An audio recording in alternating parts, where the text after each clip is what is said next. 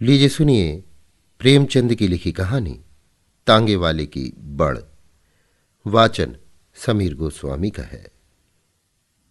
लेखक को इलाहाबाद में एक बार तांगे में लंबा सफर करने का संयोग हुआ। तांगे वाले मियाँ जम्मन बड़े बातूनी थे। उनकी उम्र 50 के करीब थी। उनकी बड़ से रास्ता इस आसानी से तस हुआ कि कुछ मालूम ही न हुआ। मैं पाठकों के मनोरंजन के लिए उनकी जीवन और बड़ पेश करता हूं। जुम्मन। कहिए बाबूजी, तांगा? वो तो इस तरफ देखते ही नहीं, शायद इक्का लेंगे। मुबारक।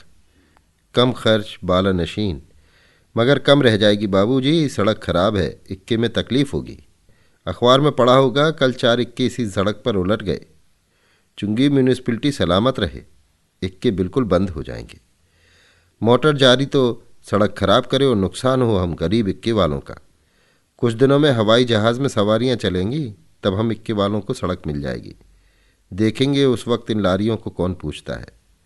अजायब घरों में देखने को मिले तो मिले, अभी तो उनके दिमाग ही नहीं मिलते। अरे साहब, रास्ता निकलना दुश्वार कर दिया है।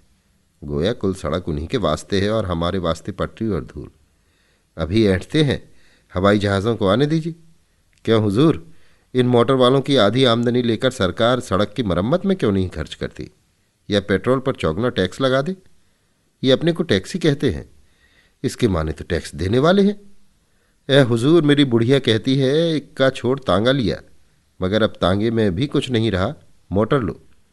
मैंने जवाब दिया कि अपने हाथ पैर की सवारी रखोगी या दूसरों के? बस हुजूर, वो चुप हो गई। और सुनिए, कल की बात है, कल्लन ने मोटर चलाया। मियाँ एक दरख्त से टकरा गए, वहीं शहीद हो गए। एक बेवा और 10 बच्चे यतीम छोड़े। हुजूर, मैं गरीब आदमी हूँ, अपने बच्चों को पाल लेता हूँ, और क्या चाहिए।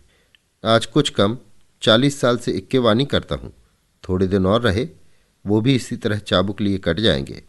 फिर हुजूर देखें तो इक्का, तांगा और घोड़ा गिरे, पर कुछ न कुछ दे ही जाएगा।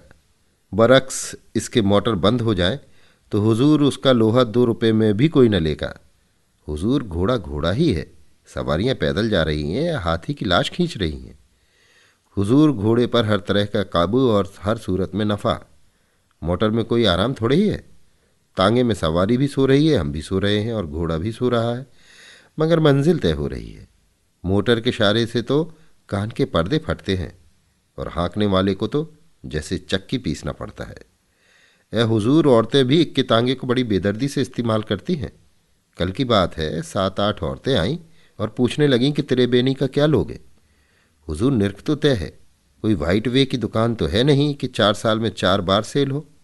निर्ख से हमारी मजदूरी चुका दो और दुआएं लो।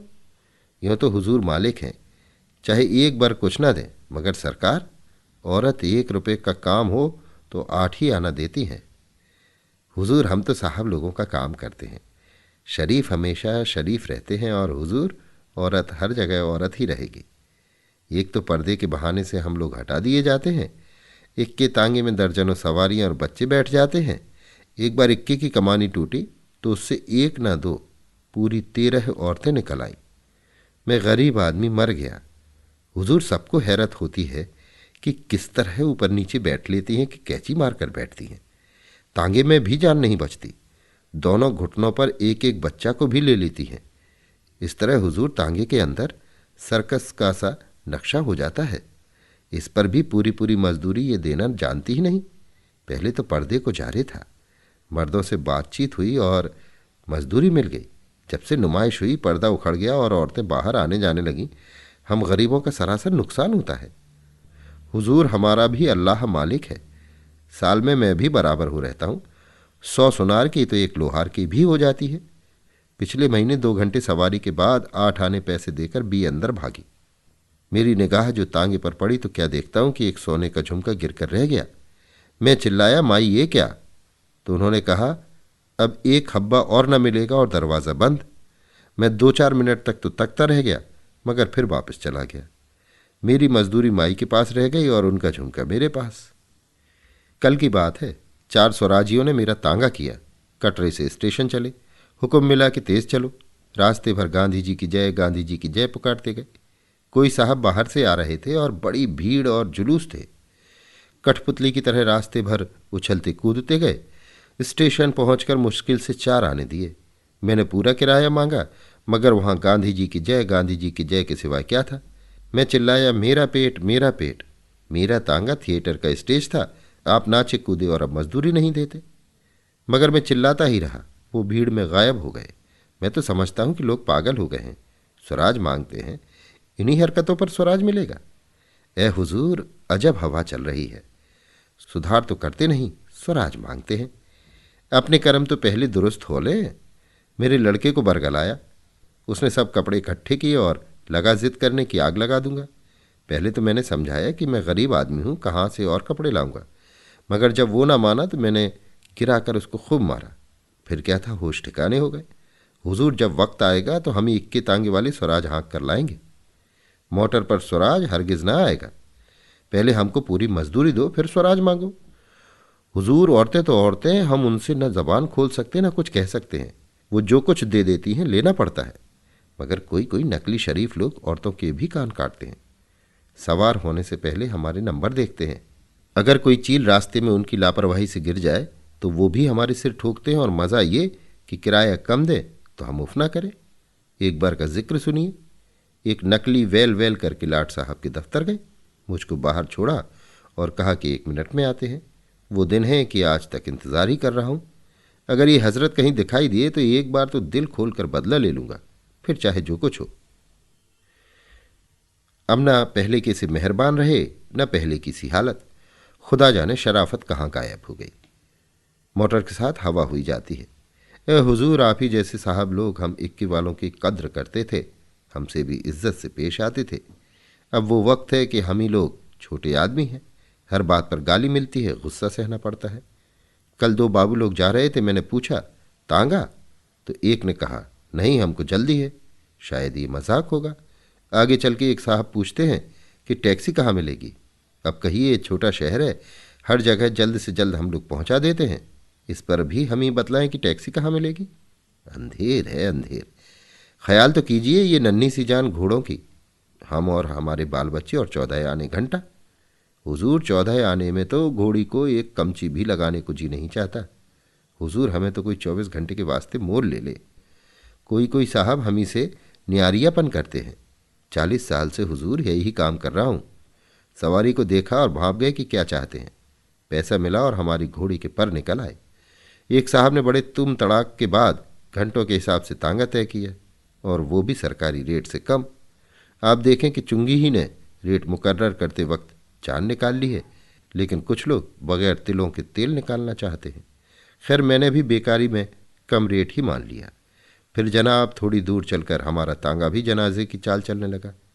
वो कह रहे हैं कि भाई ज़रा तेज़ चलो। मैं कहता हूँ कि रोज़ का दिन है, घोड़ी का दम न टूटे। तब वो फरमाते हैं, हमें क्या, तुम्हारा ही घंटा देर में होगा।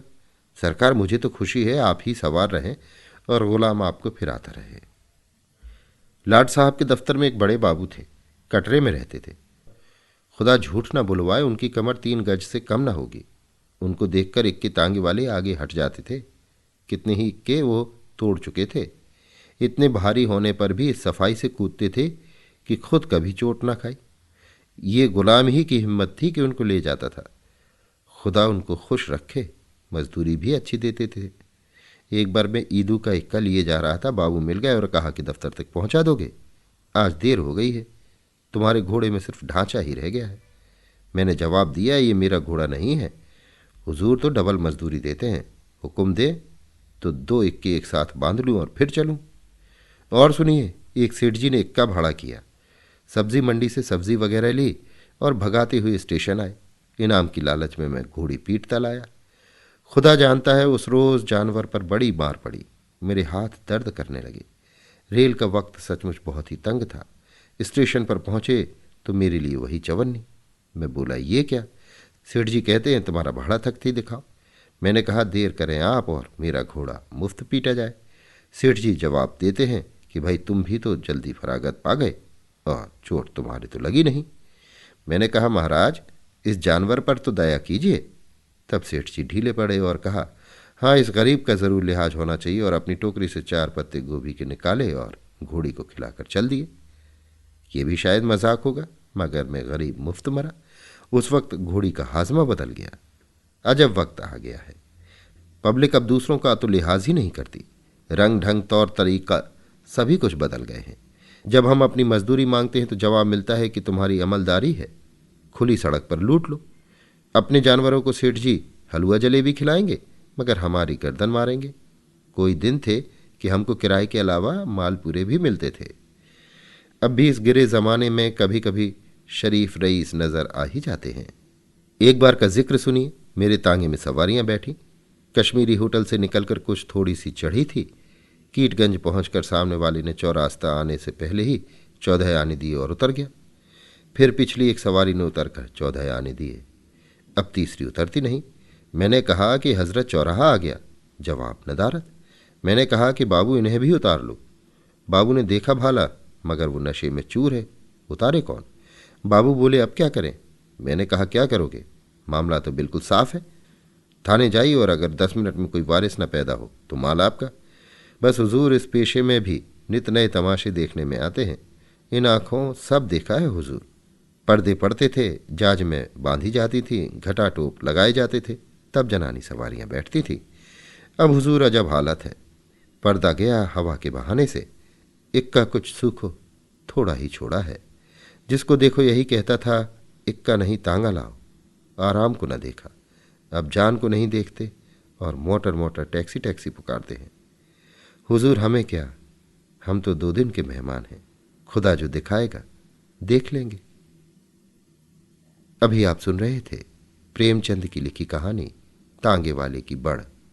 वाचन समीर गोस्वामी का था।